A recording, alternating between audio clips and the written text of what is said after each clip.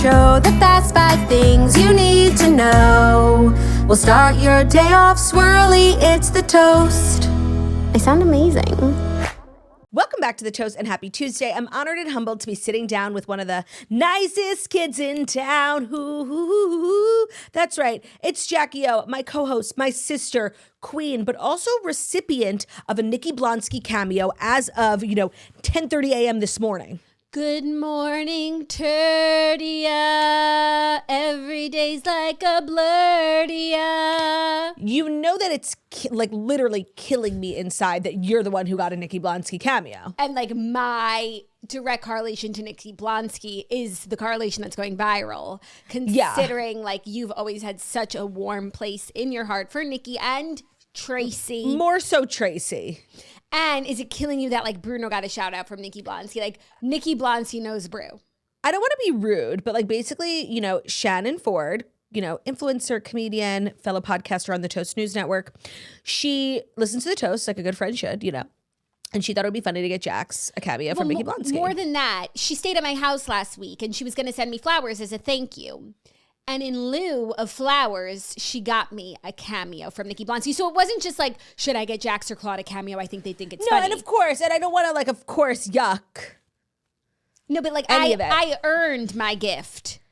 I feel like I'm a good friend to Shannon too, in other ways. Yeah, and maybe she'll get you a gift. She gave you that ring that one time. I feel like you're still dining on that.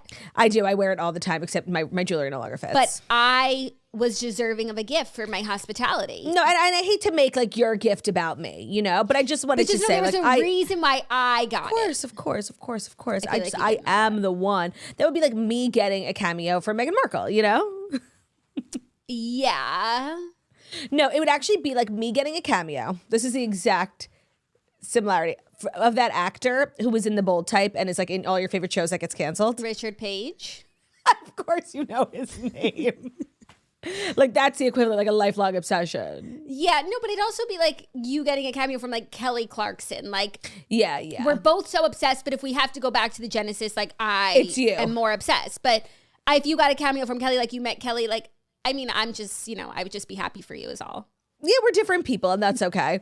Now, I know one of your least favorite things actually is receiving cameos. You find it butt-clenchingly awkward. So walk me through the experience of you receiving this cameo. So yes, I have said multiple times, receiving a cameo is a horrible experience. I wouldn't wish it on my worst enemy. Let me tell you, Nikki Blonsky has a way with cameo. I didn't want it to end. I was hanging on her every word. I was like, what's she going to say next? What did Shannon prompt her with next? I had the experience that you should have when receiving a cameo. So maybe it was just the people in the past that I got cameos from. Yeah. They were the wrong people, and it takes a special type of person. I guess I won't say who I got it from. That just made me feel. Why? I don't know. Damon John. I didn't want a cameo from him. Yeah. That's But someone else, he might work well for someone else. It was just it was just too much. Anyways, it wasn't a match. It wasn't a match. This was really a match, and so I'm happy that the whole cameo business operation isn't built on butt-clenchingly painful videos. Well, I like that Shannon got a cameo, obviously, because it's funny and whatever, but we also get a little bit of inside scoop on Nikki's business right now. It's kind of everyone's dream. Your cameo's blowing up. That's just encouraging more people like Shannon. Shannon can't be the only one who in the last week decided to book a cameo from Nikki Blonsky. Shannon said she turned it around in 3 hours. She's still charging $100, which, Nikki, if you are watching this, you need to up your price. I wonder what Shannon would have paid. What's the most she would have paid? Shannon's an extravagant person. Yeah. So she's not a good example, but somebody who's doing this for the shtick, what's the most amount of money in this economy you would pay for a shticky video? I feel $250. Yeah, she could definitely double. I just want to say, I think that other people are taking note of the virality of cameos and trying to capitalize it. And I do need to call out Tom Sandoval for being extremely cringe right now. He's posting all of his cameos on TikTok and they're skits with sunglasses and stuff. And he's trying to make a moment. He's seeing it's happening to Nikki. And when you're in this line of work, you get out what you put into cameo. You have to promote it. You have to do well. You have to make meaningful videos in order for the business to grow. It's not just this automatic thing. So I need him to calm down a little bit. Let Nikki have her moment. I'm telling you, I think he's feeling threatened. Yeah. I guess a cameo from Tom Sandoval could be funny. Perhaps at a point in time. Right now, I don't think it would be funny. If I got you a cameo out of nowhere, if I got you a cameo from Tom Sandoval. Please And don't. it was like turdy and the most extras. No, please don't. I think I just I wonder what might, he charges. just to punish you. No, but like actually, please don't. I want to know what he charges. I want to see Turdy and the most extras up there shaking that thing. I am going to start a band, Turdy and the Most Extras, because it's kind of a good name. It is kind of a good name. Tom Sandoval on Cameo is charging $200. Like, why is he charging more than Nikki Blonsky right now? Yeah. Who charges Your the rate, most? by the way, your rate is fluid. Like you can. Yeah, you could always go up, go down. It's supply and demand. Okay, I'll tell you. So the number one booked on Cameo right now is Nikki Blonsky. You're lying. I swear. The number two Go, is girl. James Buckley. He's What's an that, actor from The in Office? Inbetweeners. I've never seen him It's before. always the office people who make all the money on Cameo. Number 3 is LeVar Ball. Who's that? It says he's the CEO of Big Baller Brand. I think he's a basketball guy. Cool. Number 4 is Tom Sandoval. Wow. So it's his marketing is working. Number 5 is Brilliantly Dumb, the creator of Bob Does Sports. I actually don't know most of these people. You know what the shame is? The shame is that we would crush it on Cameo. Yeah, we would crush it on Cameo. I've been on Cameo before, and I did get a lot of inbounds. But I'm trying to find who the being most on expensive Cameo person wasn't good for is. my mental health, and so I had to take a back seat. Is the most expensive on Cameo. I feel like for a while it was Bethany Frankel. I feel like it's that guy from The Office. Brian Baumgartner. Yep, him. He plays Kevin from The Office. I don't believe he's on it anymore, but I remember reporting on it. He ended up sharing that he made $1 million one year on Cameo. So he bought his house and he moved on with his life. Like, Okay, Claude, this is if we did Cameo for a year, like maybe we could go in together for a lake house or something. Yeah. All these like compilations of like the most expensive, they're a little outdated, but for a while it was Caitlyn Jenner, $2,500. Damn, but was she getting booked that much? I'm sure she was getting booked, Know, but it's you like, only need one instead of what's 10. the gap between instead of 25 for Nikki Blonsky? Well, yeah, Nikki Blonsky. Floyd Mayweather also for a while. Now, the prices are old and these are all outdated, but Bethany, like the names that are being floated around, Bethany, Mr. Like, Wonderful, a lot of the sharks were on it. Yeah, like I know Luann, like the housewives do really well on Cameo. That's really a great gift. Floyd Mayweather, $15,000 was the last most expensive person. But I feel like at some point it gets confusing when really wealthy people are on Cameo. But if you're doing it for $15,000 to do a 2-minute video, make $15,000 in 2 minutes, like that makes sense. I just feel like $15,000 is like not worth 2 minutes of Floyd Mayweather's time. I don't know why. Like I feel like he's that rich. But what do I know? Maybe. But I don't know. You could just like get a jet ski in 2 minutes. You could get a jet ski in 2 minutes. Maybe I'll go on Cameo for $15,000 and maybe it will be better for my mental health. Yeah, I'll go on Cameo and I'll make it like $100,000 and see if anybody will pay it. You can just make it up. Yeah. Well, yeah. It would be a lot. But then it's like, I don't know. It's a funny thing, Cameo. I'm glad that it's in our lives. I'm glad that we're talking about it. It provides like endless fodder, like viral cameos. Like, I'm sorry, Happy Chinooka is going to be my favorite cameo of all time. Smokey Robinson. I mean, that's like one of the things that made like the biggest drama on The Real Housewives of New York. Remember like that woman Elise with the bangs? What about her? She was like saying stuff about someone. I don't remember. Like they're always making news. Also, I think conceptually as a business, it's quite brilliant. I believe that they are a publicly traded company. I think they crush it. I believe so as well. There's not even another company that does the same thing. No, they could never. How much revenue do you think they do in a year? Oh my God. What? This is from 2020. I guess because it was like COVID. The perfect gift and the only way people were making money on COVID. But in 2020, they did $100 million in gross revenue. I feel like they still do that. It's such an easy insane. gift. They were once valued at $1 billion. And now this article's saying, as of 8 months ago, they can't pay a $600,000 fine. I just feel like that's not true. Nikki Blonsky probably gets like 600 bookings a day. Right. Wow. The guys who started Cameo are actually really smart. I feel like that's something we would have started. Like, yeah. It's such a like a simple but really brilliant concept. Yeah. Everyone wins. Yeah. And today you win. Today I win. Nikki wins. Bruno wins. Bruno got a shout out. So did your Parchi loaf. So did my Parchi loaf. I should send her a loaf. She did in her cameo request your recipe. She did. I don't think she could handle it. I just don't feel like she has like the patience to make sourdough. To be honest, like I actually see a lot of myself in Nikki Blonsky, and we are both not the elk of pargy loaf makers. No, especially not without like self-rising yeast. Right. Being a mother to a sourdough starter is a full-time job, especially in the beginning. And with all of her travels and right, bookings. West Virginia, like you've got to be home to feed your starter. Correct. So I'll send her a loaf. That's very generous. I wonder if she'll see that like we posted her cameo and that we're big fans. I know she like does a lot of work on social media, and that's what this whole like Nikki Blonsky renaissance is about. I do feel like she's not of this world, though. Do you know what I mean? Like, she's not really in touch. I feel like we need her on the toast right this minute. In such a desperate way. And what's annoying is that I'm sure every podcast is like reaching. Claudia, text the team. Let's see if we could do it. Isn't she a Long Island girl? I believe she lives in New Jersey. We'll go out there. We will. We'll take the path. Can we reach out to Nikki Blonsky about coming on the podcast, ? Immediately, like tomorrow. Immediately. ASAP. By end of week. Since Jackie's coming to town. Yeah, exactly. That's why we would do it. Nicest kids in town. Like, those are the sort of guests we need. Yeah, and so what I was gonna say is like I'm sure every podcast is like clamoring to have. I think, by the way, not even just putting Nikki Blonsky in our title yesterday, our episode is so outperforming. She's so of the zeitgeist right now.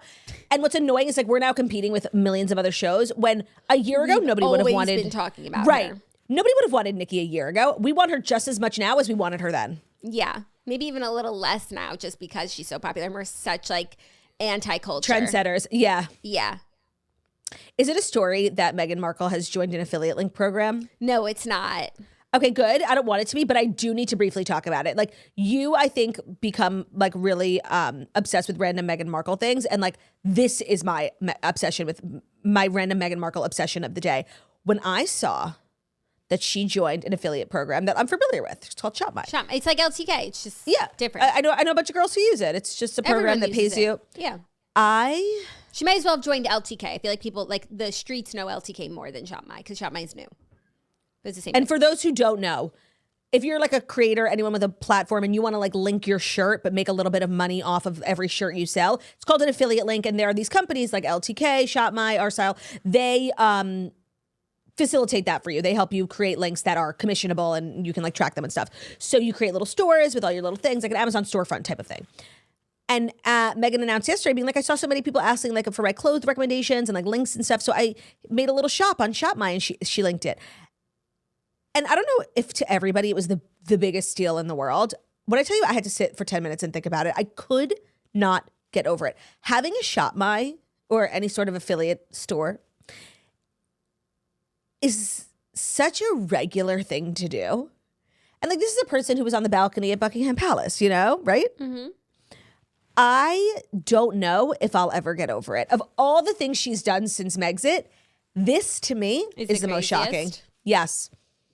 Yeah, and it's not like she did a little store. Like, she's got a lot of products linked. Like, and this let me was tell a big you, initiative. It's not for nothing. Like, that was one of my thoughts from the show is like, I love her vibe, her aesthetic. Like the clothes are very pargy. When she even said like her pants were from Zara, I was like, I know she's probably not pillaging Zara. There's like somebody who does that for her, but her whole aesthetic is actually really beautiful and like it should be shoppable. And so it's not a bad idea. It's just like, it's the crazy, is it? It's just like very pedestrian. It is it's the craziest thing. Yeah, but I don't know. I'm no longer really shocked by her. Like, she is an influencer. She has a podcast. She posts Instagram stories and her thumb is covering the camera lens. Like, it's not even like Ballerina Farm. I don't know. I guess up until this point, Ballerina Farm meets Britney Spears. I guess I thought everything up until this point that she did that was quote unquote like pedestrian, like having a podcast. Anyone can have one. It's all been done with like the right partners. You know, she had this big Spotify partnership. So it's always been like, yeah, she's doing things that everybody else is doing, but at a much higher operating level. Yeah. And now it's like, well, no, we all log into our shopmy.com and like, you know, make a link. The way that you feel about her Shop My is like more akin to how I felt when she was posting those Instagram stories, like running around her backyard, like nuttiness. Yeah, I guess like, and there wasn't a third party for, and it's not premium and it's not curated and it's like very regular. Yeah, I guess the difference is that like all people, high and low, like post on social media, maybe not at the level that she does. not royals, but like even in America, when you think of the most famous people, like they all share stuff, right? But they don't all have affiliate links. Like it's really crazy. Yeah. Well, did you buy anything? No, I'm not in like a phase of my life where I am buying things, but I have thought that like this summer when I'm just like looking to relax and, you know, wear baggy clothes that are summery, I will be shopping at shopmy.com/Megan. Okay. So she's providing a service. 1,000%. Because I don't think I'll be buying her jams. I'm not like I like Smuckers and Bon Mama. Like I'm all good on jam. I also feel like maybe she got paid to be on the platform.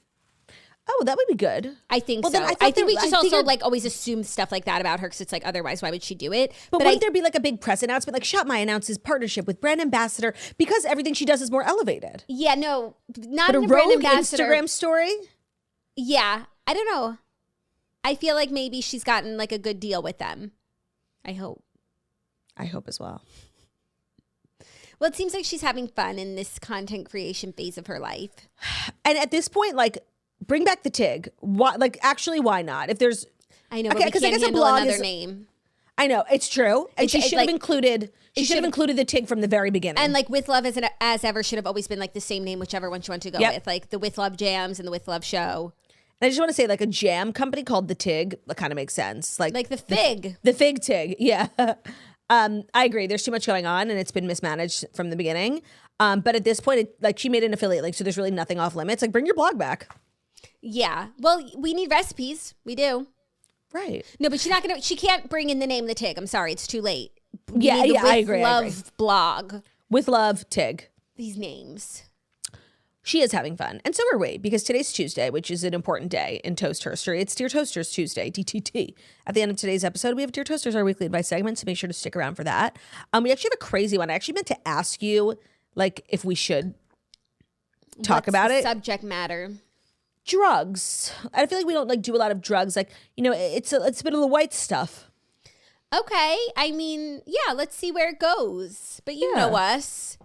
We're mothers open. against drugs. We are mothers against drugs, but you know, I try not to be judgmental. And against drunk driving. I'm mad. You are. You're I'm mad be the about president. mad. I should join Mad. Your local chapter. Yeah. I love that. Yeah, so you'll hear from a bunch of narcs. Yeah. But you did write into us, so you know who we are. It's true. You were looking for a different show. It's true. You were looking for a very specific type of advice if you're writing to us about this. Mm-hmm. So we'll talk about it. So you'll get it. So now, without further ado, it is time for the Fast 5 stories that you need to know. And the Fast 5 stories that you need to know are brought to you by Squarespace, the all-in-one website platform for entrepreneurs to stand out and succeed online. So whether you're just starting out or you're managing a growing brand, Squarespace makes it easy to create a beautiful website, engage with your audience, and sell anything from products to content to time, all in one place and all on your terms. So the year is 2025, and if you either have a side hustle or you need a website, there's really no reason that it's not part G when things like Squarespace exist. Now, obviously, not all of us are like computer engineers and can build websites from scratch.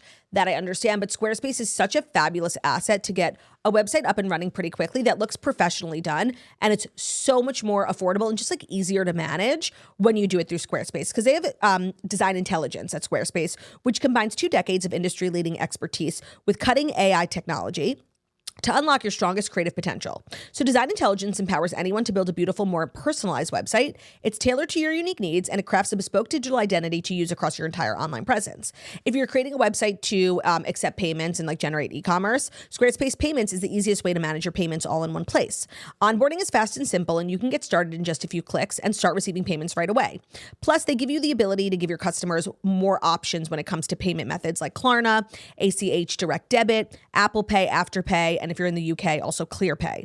So you're able to connect all your social media, your multimedia accounts. There's really no reason not to get started on Squarespace today. And if you go to squarespace.com/toast, you'll save 10% off your first purchase of a website or a domain. So what you're going to do is go to squarespace.com, you'll get a free trial. And then when you're ready to launch your website, go to squarespace.com/toast and you'll save 10% off your first purchase of a website or a domain. Today's episode is also brought to you by RHOBH. Summer is right around the corner, and it's time to get your summer wardrobe ready with RHOBH. So throw away your crusty, dusty workout clothes, your active dresses that like aren't flattering, aren't fitting, and don't have a pee hole, and get rid of them. RHOBH's active dresses, their shorts, are the most comfortable, stylish things, and they're really what you're going to be wearing all summer long.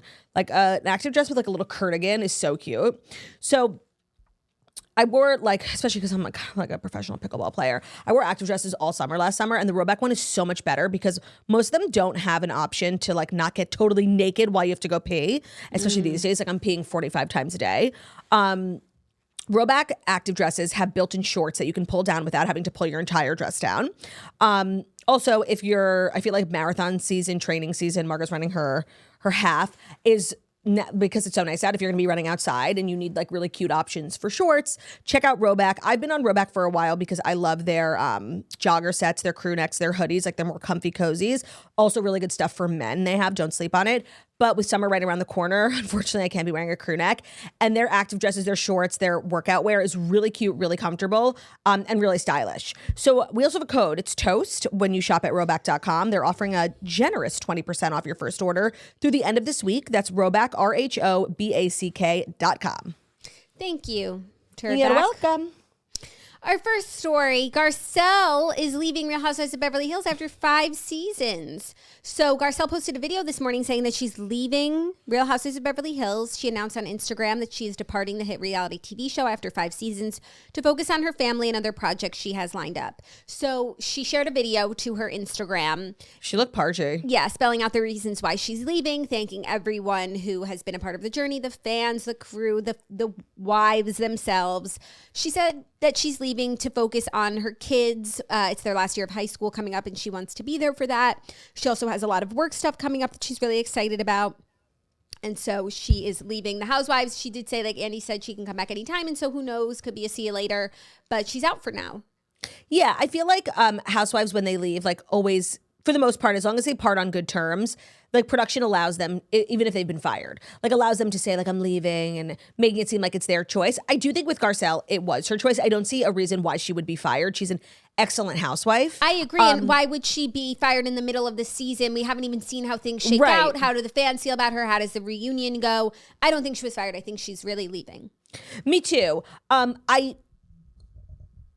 shocked by this. I feel like it's been actually really good for her career outside of being a reality star. Like, as you know, she produces and acts in a lot of like content. She has like, I think, a big production deal with Lifetime. Mm-hmm. So I'm shocked because I think a lot of her like recent success within the industry just has to do with her overall star rising from this show. And it's been actually impressive I don't know a lot of housewives who have done what she did with her housewife success. Usually it's a little bit more like, you know, front-facing club appearances, like I'm a model. Whereas like she has a production company and like actually built something really sustainable, which I think is really smart. Maybe she's just not enjoying it anymore, you know? Yeah, I do feel like there's a reason that she's not saying, not like something big and bad, but I don't know. It just didn't feel like compelling enough. Like she's always been busy and she always has a lot of work. So like it's really been now too much that she can't do Housewives. And then to be there for her kids in high school, they're less. It's so weird. Yeah. I just feel like also, there's more of a feeling that she might have that she's just not sharing, like whether it is she's tired or she's over it, or maybe her career stuff is more than ever. I just like, I don't know. I just feel like there might be a little more to it. Yeah, I have questions for sure. Also, did you see that Bose is on Jimmy Fallon tonight? No. Yes, I saw a clip. I was shocked. That's so crazy. It is. For like a housewife to be on a late night show, like, is a really big deal, especially by themselves. I feel like sometimes they'll do like 2 together. Like I know like Dorit and Kyle went on like Kelly Clarkson, which is daytime, a little bit different, but it still feels like a little out of their scope. And so for it to be Bose by herself, I love. Especially, I was shocked. Because she's having a good season and we really like her, but it's not like the name on everybody's lips in the whole world is Bose. Like it's been with some other housewives in their first seasons. But it's also not like Beverly Hills is having a particularly like high rated year. Like I feel like it's actually one of their slowest, worst seasons. No, like people aren't really talking about it. Right. Except for us. Right. I feel like it would make more sense like when Salt Lake City was on. I feel like it was really impacting like the zeitgeist if like Heather Gay had been on. Yeah. So I found that kind of crazy. I'm very here for it, but just an interesting thing to note. Yeah. Very interesting. I I would welcome Garcelle back. I'm sad to see her go. I think she's a great housewife. I think whether you like her or dislike her in terms of the actual drama, she's a very good housewife. She has like said things that needed to be said. She's very direct. She has an interesting life. Her personal life, like with her kids, always, I'm added to some off-camera drama, then the Vanderpump Rules of it all. So she really did. She did a great job. I would say a job well done. She will be missed. Thank you for your service. Yeah, I agree. She's not been my favorite housewife recently. I find myself always like actually opposed Disagreeing. to her. But not for 1 second was I like, I don't want her on the show. I mean, She's this is good what at it her takes job. to make a show. Like you're gonna have people you agree with and disagree with, and I enjoyed her. So this will be a loss. I wonder who they'll replace her with, though. That's always exciting. I don't know if they need a replacement, but I do think Beverly Hills needs like a little bit of a something. Yeah, I think they should bring back someone. I don't know that we need someone like brand new. They should bring back Denise. Now's the time because one, Denise is like having a successful spinoff, which like always puts the other women in a weird like position. Two, she's kind of been talked about a lot when it comes to like how terrible they were to her about her sexuality. And now that's a big question with Kyle. Like, I do think that would shake things up. But I feel like Denise would only want to come back with Garcelle there, and it would be better with Denise and Garcelle. That's true. Oh, I would have loved that. I forgot that they have like an alliance. She's like the only one in the group that Denise still likes. Yeah, maybe like Jennifer Tilly will become full-time because Sutton's going to need a friend. Yeah, I don't know if that just feels like we'd be getting the same season, but like a little different. You know? No, or they bring back someone else. Bring back Eileen Davidson. Stop being so Teddy. afraid. Yeah, even though I don't think Teddy's at a place right now where she can really like shake up a show. Right, but they're always talking about her. She's friends with all of the ladies still. She has a really successful podcast. I don't think they can like talk about her now in the way that they have been up until this point. You know what I mean? Yeah. Well, she's going through maybe something. in better times. But there are plenty of people who are still in the mix. Camille Grammer. Not that that's who I want to see. No, please. But I think that would be better right now than finding someone new. New, yeah. LVP. Oh. She would never. But I am ready. I'm ready or too. Honestly, Lisa Rinna. Yeah, but I feel like that was one of those people. It's not fair to take out Garcelle for Lisa Rinna because then like you're stacking one side. Oh, yeah, but the thing is like I find the Sutton sides like I think like the fact that this season is broken down, but like Sutton versus everyone is what makes the season bad. She's not a worthy adversary and she's not like an interesting person. Yeah. So like I'm ready for something totally new. Yeah. I don't know if Lisa Rinna would like be the balance that we need, but I'm open. I also don't think she would. Do it. Yeah.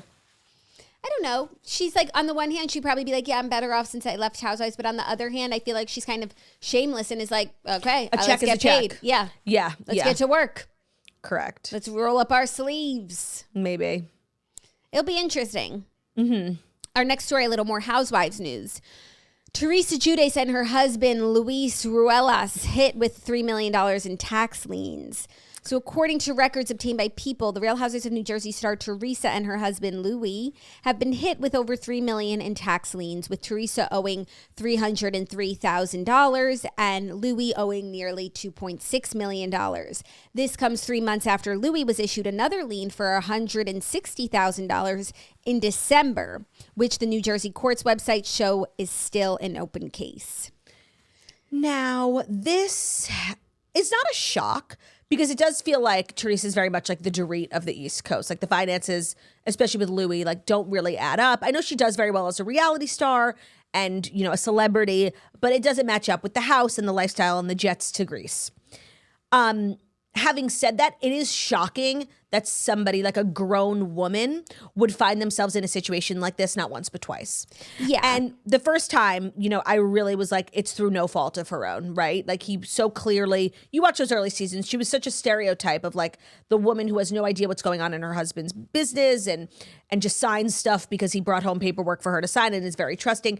But now I'm like, well, at what point are we going to put some, personal accountability? Because I do think Louis like is a shady business person. And every time he's been asked, like since his inception on the show about his business, remember he got fired, he took a company public. Like there's been so many like weird things about his business. I do believe that like if they have found themselves in trouble, it's his fault. Yeah. But how many times can a person find wind themselves up here again? But it's like, I really just think it's more so having learned nothing from the first situation, not like Teresa has low key been like a con woman. this whole time. Like, no, I don't think so either. But at like what point do we assign personal accountability to this person? I feel like the accountability like is insanity. That like, you know what I mean? Like if this was like in court, like she wouldn't be tried because she insanity by reason of insanity. Yeah. Because she's doing the same thing over, like not asking questions, shutting down anyone who has anything to say. When all of the signs point towards, and it's not because like she's like, yeah, Louis, steal that money. She's just insane, and it's like such a good point. A hopeless, romantic, naive, like to the point of being insane. Yeah, and you know what? Not that I wish money issues on anyone, but this is something when it comes to the future of the franchise, because they've been in Jersey, like in the state of limbo for a while. It's like Melissa, Teresa, and I actually think another criminal go around for Teresa like really helps. Well, so because it's going to be one of those things you can't bring up. Yeah. And then like a Jackie Goldschneider is going to bring it up. Well, not her. Well, not Jackie, but you know what I mean? Like that was what she did last time. And that makes for interesting TV. Yeah. And Teresa like is not going to, she won't leave the show because she feels like it's hers and not Melissa's. So like maybe a normal person who wouldn't want to talk about this wouldn't be on the show. But she's not like normal. We said, insanity. But I just want to say, like, for her, she owes $300K. I feel like she could pay that. Cameo. Yeah, like she'll take a couple brand deals. She can pay that off quickly. I'm actually not worried about that.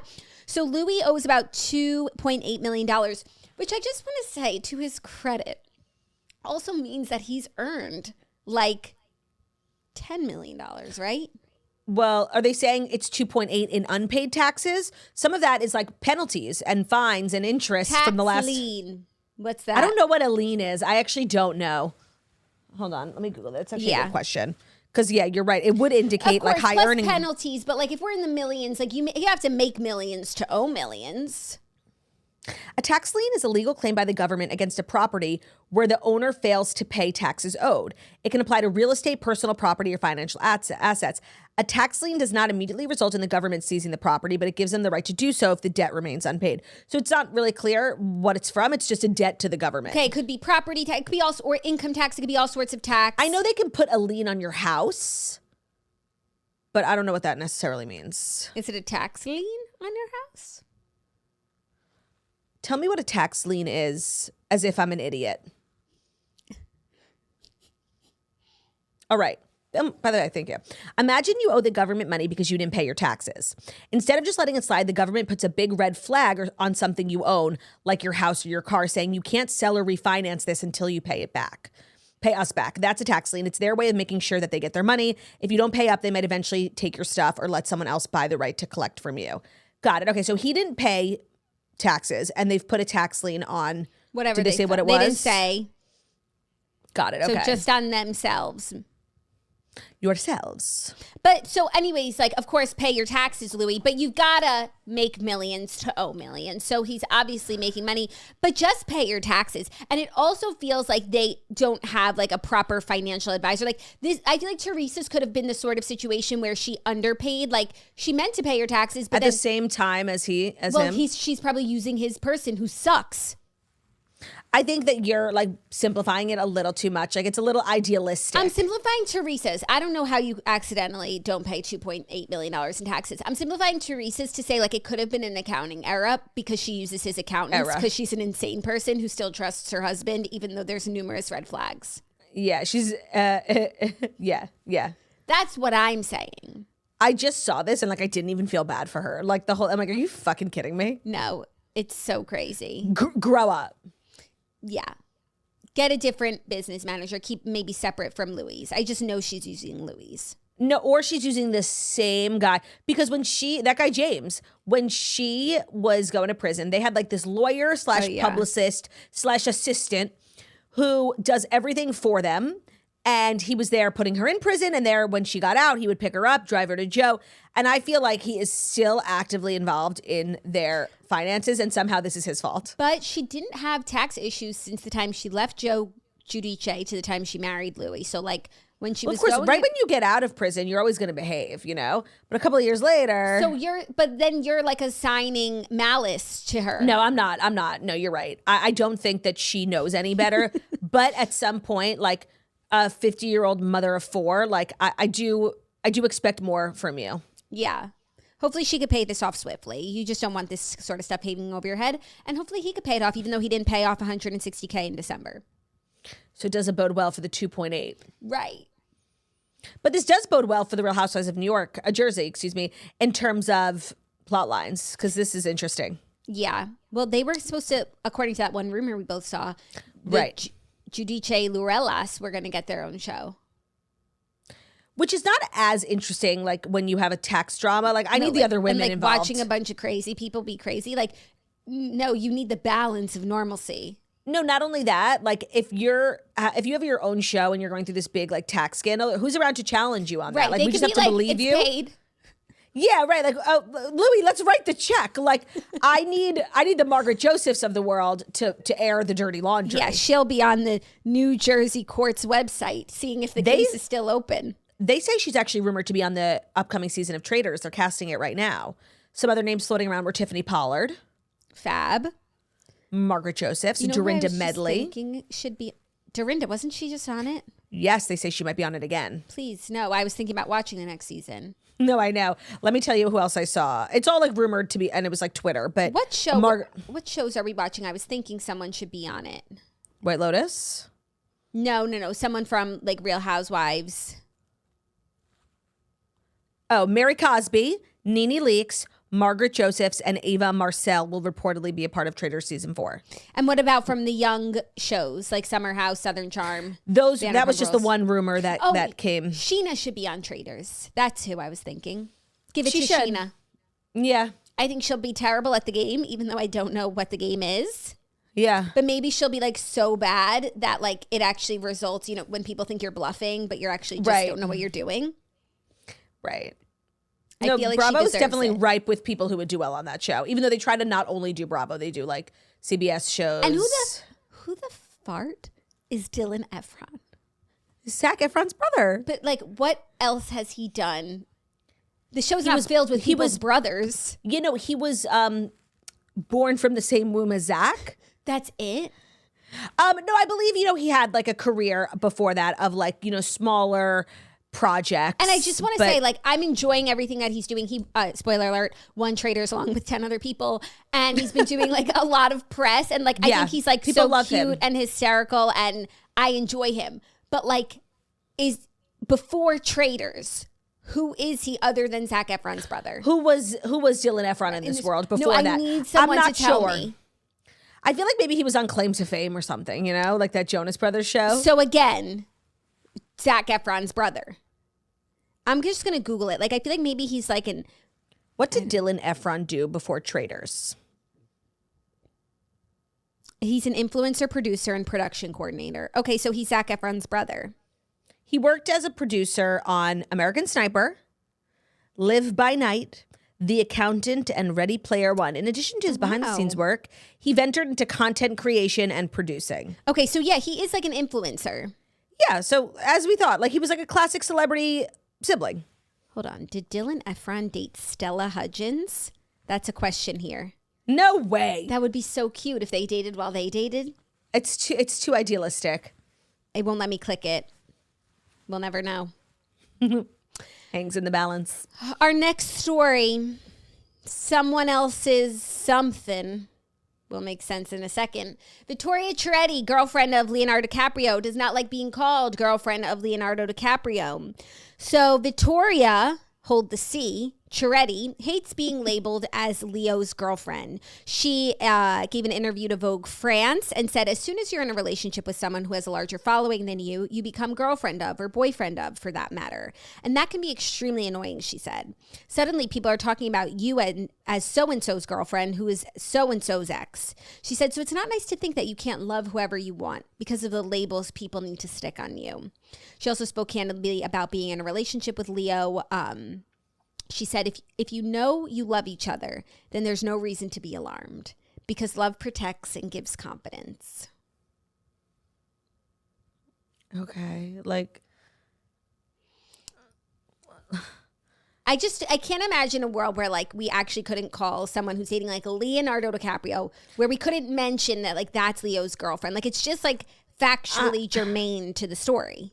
I don't even have a thought on like what she said. Like, I don't care. Like, oh, she's like desperate to be a victim. Oh my God. Yeah. Because the way you were just reading that, it sounded like it was coming from somebody who's been like deeply marginalized. Like, you're literally a model on the cover of Vogue and your boyfriend's Leonardo DiCaprio. I don't want to hear about your problems.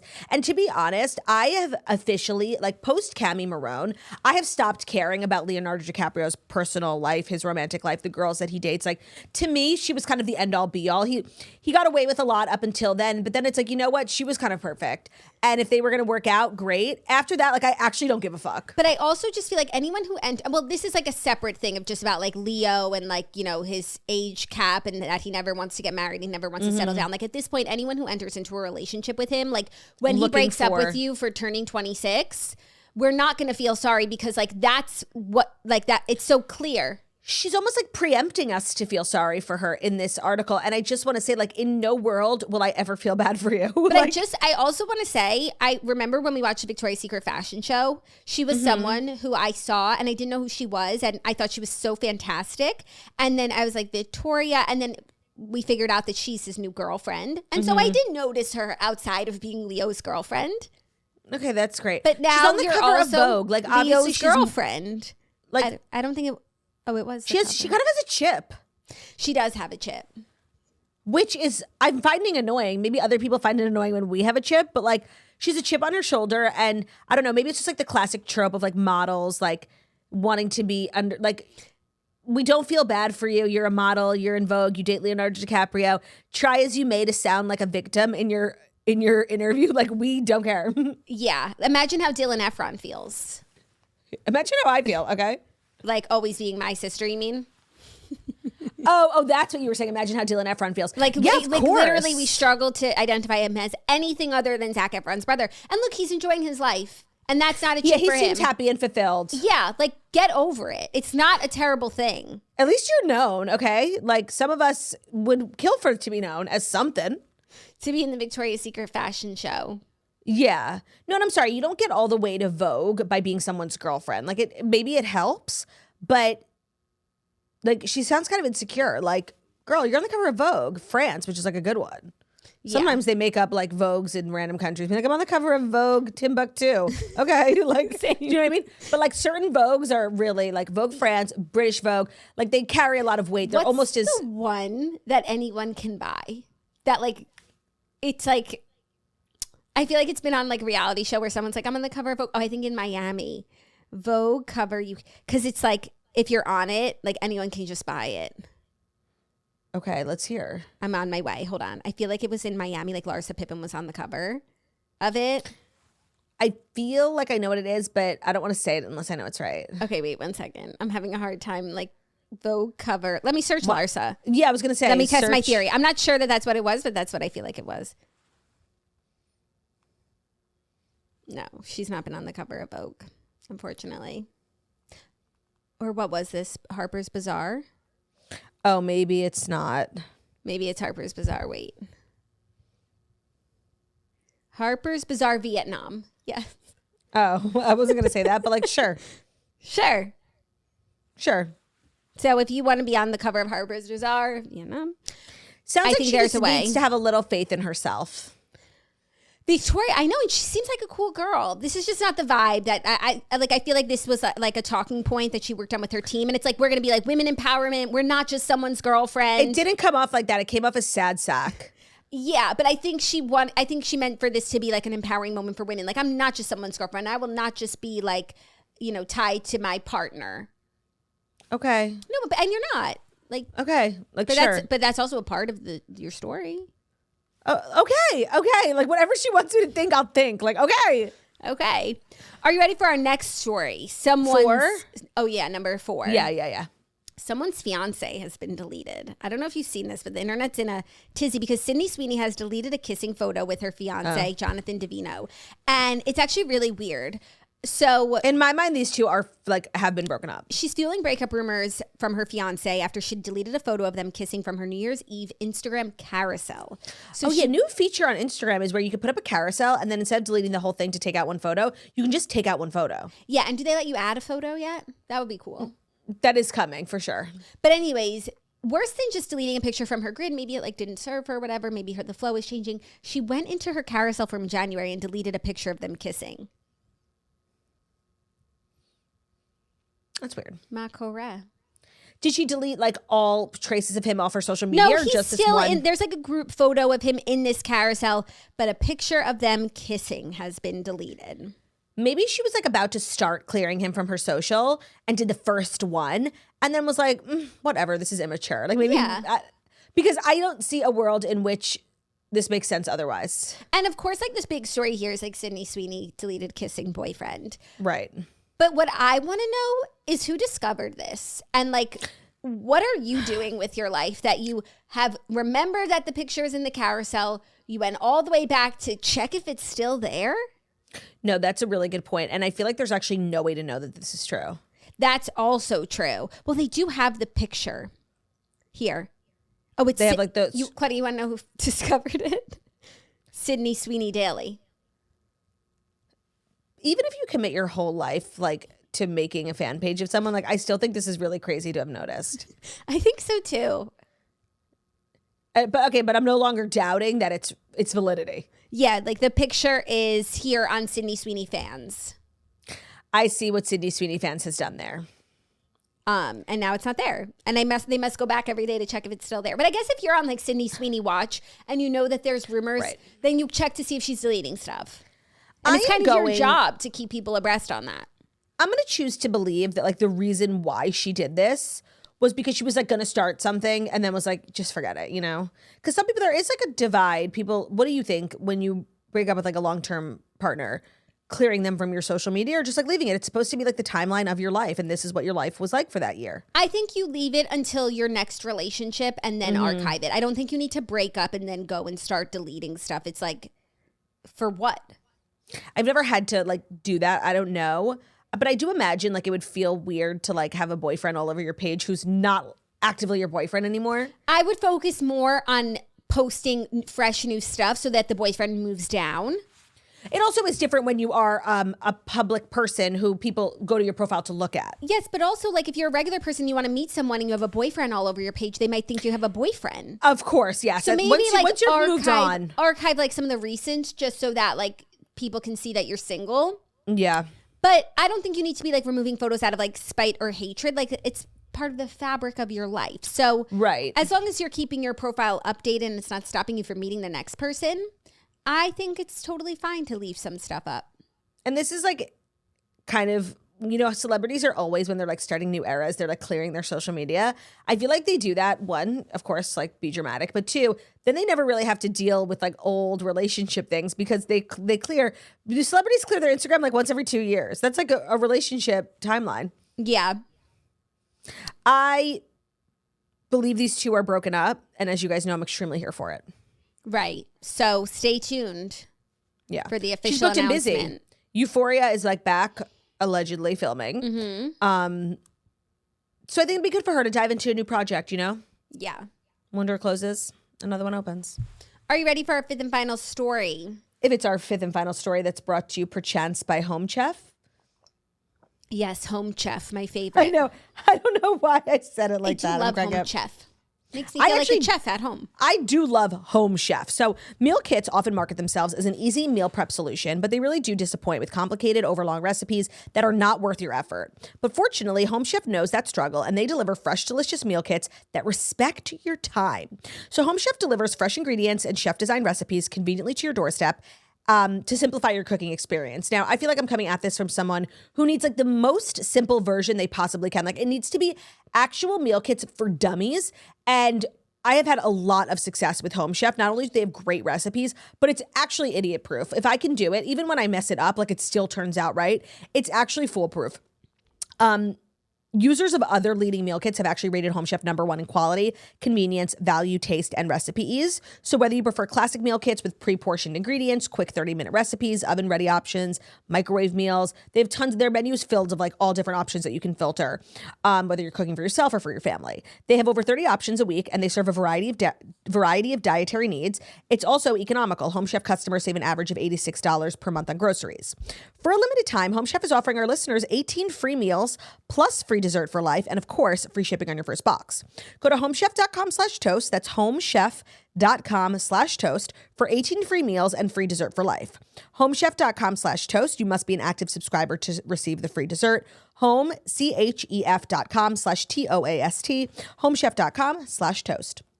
Today's episode is also brought to you by OpenPhone. If you're running a business, you know that every time you miss a call, you're leaving money on the table. When every customer conversation matters, you need a phone system that keeps up and helps you stay connected. And that's why you need OpenPhone, the #1 business phone system that streamlines and scales your customer communications. It works through an app on your phone or computer, so no more carrying 2 phones or using a landline. With OpenPhone, your team can share one number and collaborate on customer calls and texts like a shared inbox. That way, any teammate can pick right up where the last person left off, keeping your response time faster than ever, and of course, keeping your customers happy. Plus, with AI-powered call transcripts and summaries, you'll be able to automate follow-ups, ensuring you'll never miss a customer interaction ever again. So whether you're a one-person operation drowning in calls or texts, or you have a pretty large team and you just need a better collaboration tool, OpenPhone is truly a no-brainer. You'll be able to see why over 50,000 businesses have trusted OpenPhone to manage their business's calls and texts. OpenPhone is also offering our listeners a fabulous discount. So if any of this sounds of interest to you, please pay attention, please. If you want 20% off your first 6 months, go to openphone.com/toast. That's OPENPHONE.com/toast. Plus, huge bonus is that if you have existing numbers with a different service, OpenPhone will port them over for you at no extra charge. So that's openphone.com/toast for 20% off your first 6 months. OpenPhone, no missed calls, no missed customers. Thank you, Turd and Phone. You're welcome. Our fifth and final story, things are actually getting worse for Jamie King. She's speaking out. No. What's so funny is I see this story nowhere, so I'm so glad you're constantly keeping me abreast on it because it's actually devastating, and it's something I'm interested in I don't see major coverage of. Yeah. Well, also I saw last week that they're reporting her and Taylor are not like friends at the moment. They haven't been close in a while, even though Taylor is the godmother. Yikes.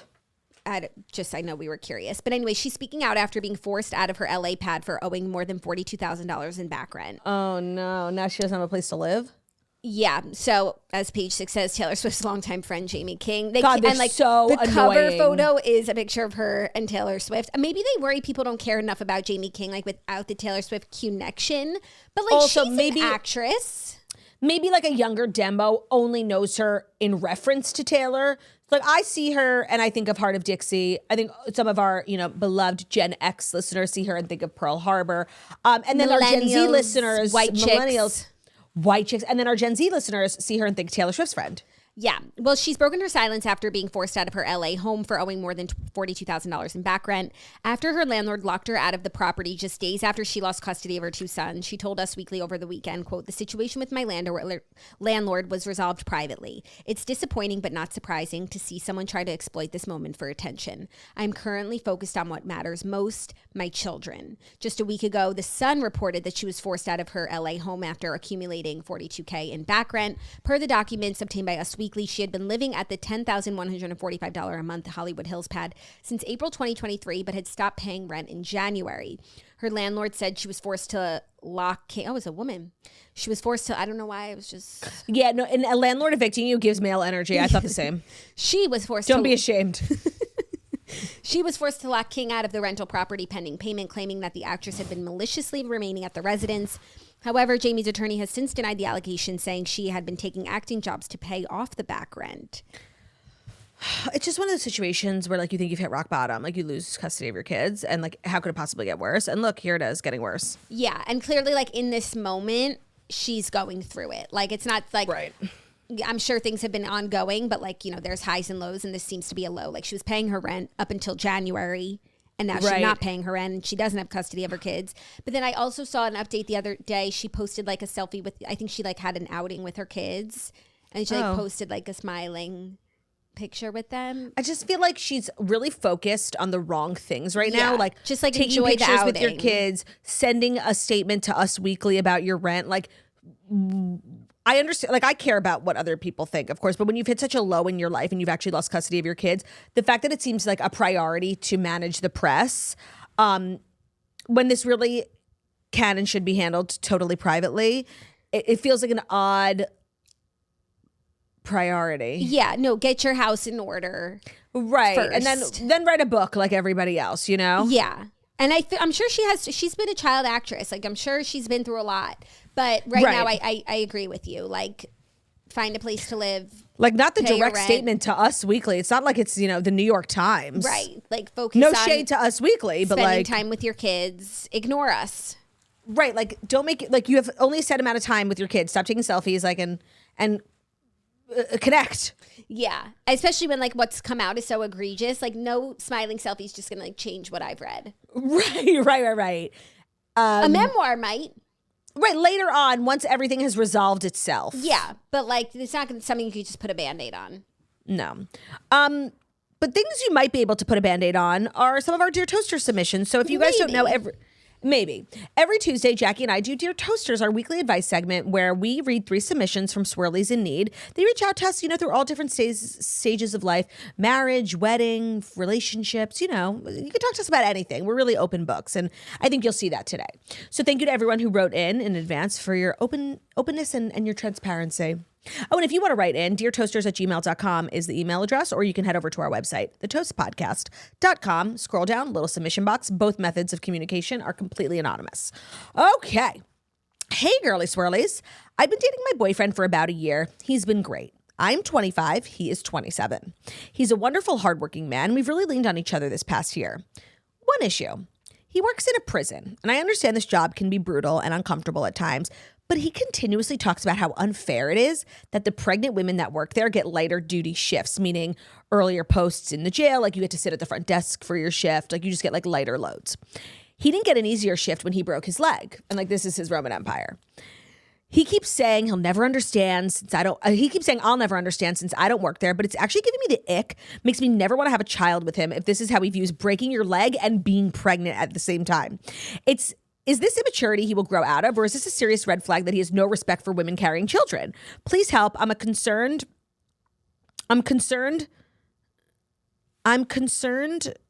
XO, a fellow girly who would like to have a few babies. She's a typo. I'm concerned, period. XO. Oh, I'm concerned, period. XO, a fellow girly who would like to have a few babies one day. I understand. So I think it could really easily be either like immature until you go through it or your partner goes through it. You have no idea like what the woman's body goes through. And obviously these female prison guards are just being so amazing in their pregnancies that you don't even realize how much they're going through it. Mm-hmm. Or it's just like a complete lack of sensitivity and this is a red flag.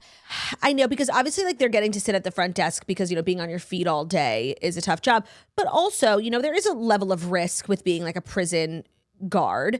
And if you're carrying a baby, you want to minimize that risk. So, you know, putting them in solitary with the crazies, like that's also not good. So the fact that he can't see that, like it's a little concerning for sure. I don't think he like hates pregnant women. He might just be like selfish and immature 100%. I need to know more about the relationship. Like, is he generally a selfish person? Is he selfish and immature in other areas? Mm-hmm. That's like, only something you can really evaluate. I can't believe someone could see a pregnant prison guard and think anything and like want to give them more work. Yeah, and then like make it about themselves and their broken leg. Yeah. Sounds like a baby. So it does really sound like immaturity. It does. However, it's not a good look. No, but I do often think, even like myself, like maybe things I used to think or say about like a pregnant person. I remember actually the first time I ever got like any sort of backlash online before I really had even a platform. I was at a doctor's office and there was like a person like breastfeeding like right in front of me. And I remember tweeting like, people who breastfeed in public, like, can you not? Oh my God, like the Breastfeeding Association of America, like everybody, like I got like so canceled for this dumb tweet. And now that's something I vehemently disagree with. Like whip a titty out. Whip a titty out. You're like I love it. I want to see more. Ow, in a doctor's office, that's actually a great place to do it. It might not have been a doctor's office. It was like a waiting room for something. Maybe a doctor, but I feel like no.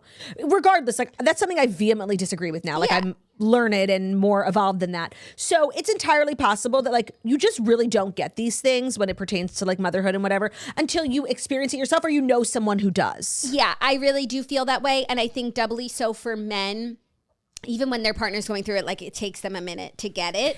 Yes, I actually just read a study that like most partners like really don't connect with the baby in utero. And that's like totally normal not to be like, you know, some men like want to lay on your belly and tuck to the baby. And like, if they don't, like, that's okay. That doesn't make them a bad partner. It's just, it's almost virtually impossible for them to biologically connect. Yeah. Until the baby is earthside. Yeah.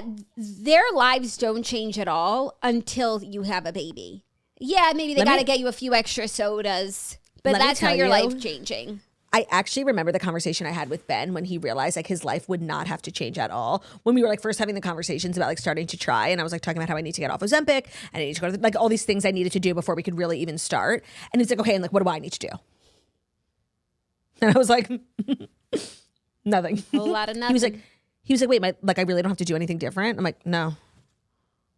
Yeah. And he was like, I could see, like, he didn't want to like rub it in my face. He was just like, that's great. Well, now there is this initiative. I've been seeing a lot of reels in my algorithm of like men getting into the best shape they possibly could before they inseminate you. Yes. Yes, because a lot of your health during pregnancy, just like how you feel, is directly correlated to the health of the sperm and the male partner. And like the sperm quality is affected by their lifestyle choices. And yes, it affects your pregnancy, but it also could affect your ability to get pregnant. So like people are now the movement is like men should spend 10 months getting into the best shape of their lives. And then you spend and working hard, eating right, working out. And then you spend 10 months being pregnant. So that kind of like balances the scales. Not at all because they're becoming like slender September, but it's something.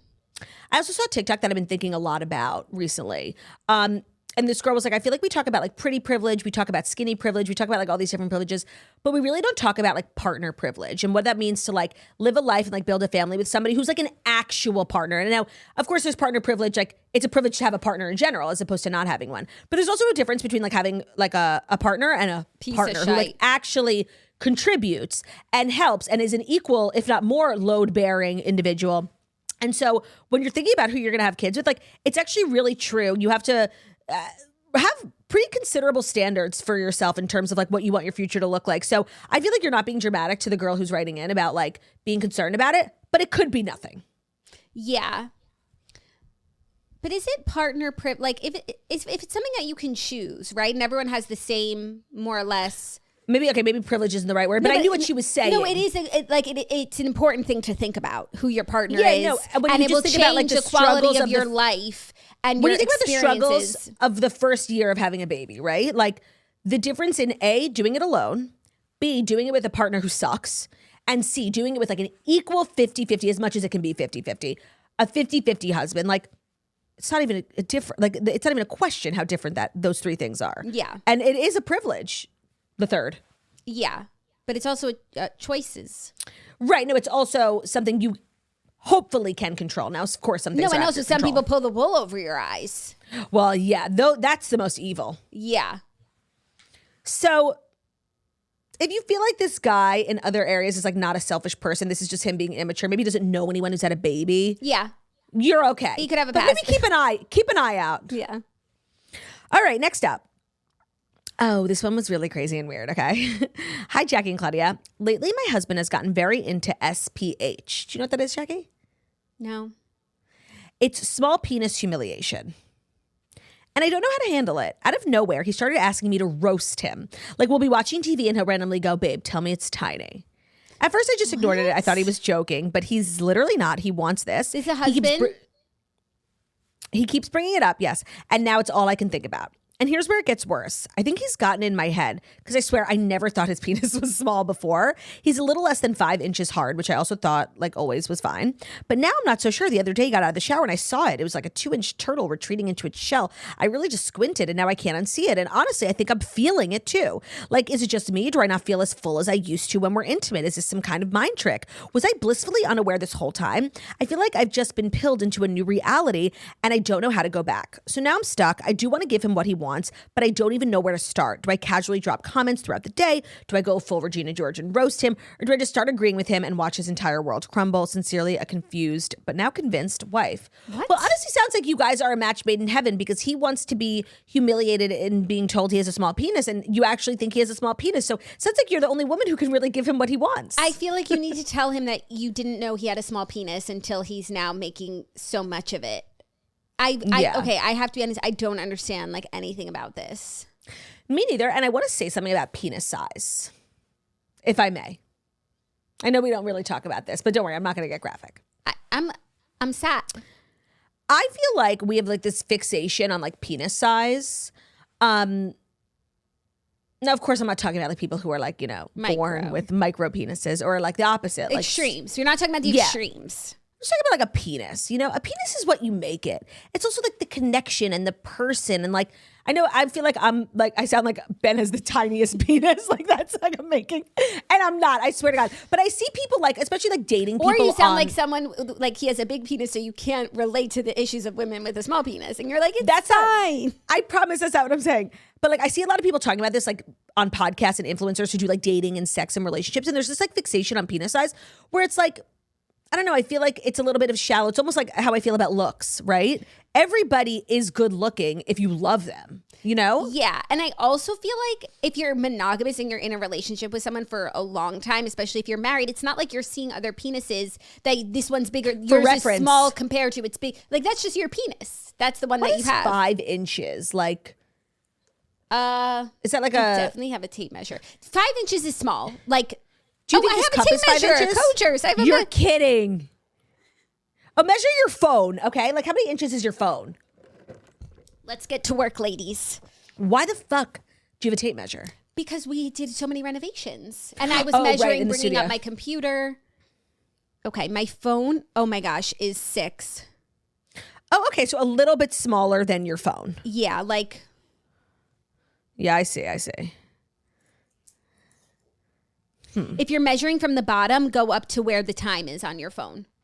Oh, like the bottom of the 8 of 11:38? Yeah, like the bottom of your phone, again, then 11:38. Okay. That's really small. It is, but it's not workable. And it's like, well, how big is your vagina?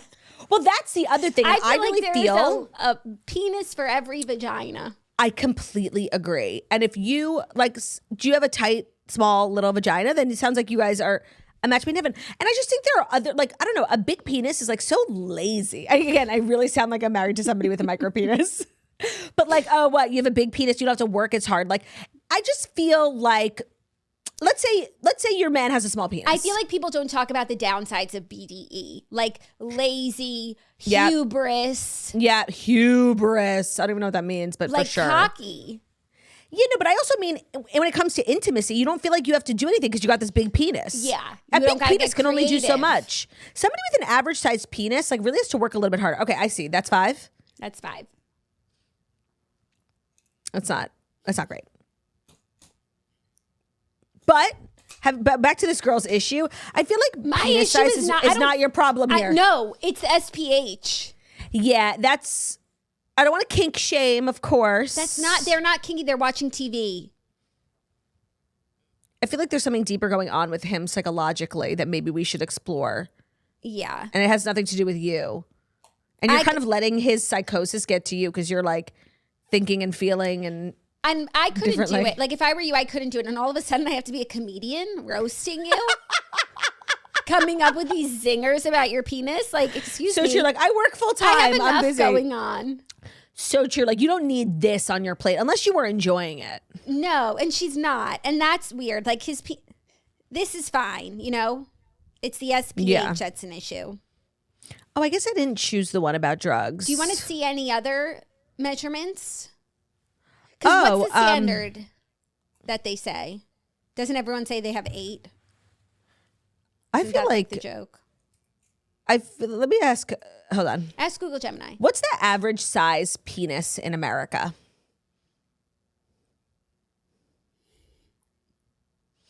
The average size erect penis in the U.S. is 5.5 to 6 inches in length. Then also you have to consider girth. They say 4.5 to 5 inches in girth. So our roast of 5 was nothing. Wait, you just need to show your man this. He has an average size penis. Sorry to break it to him. She said, by the way, it's under 5, but so maybe he's like an inch under.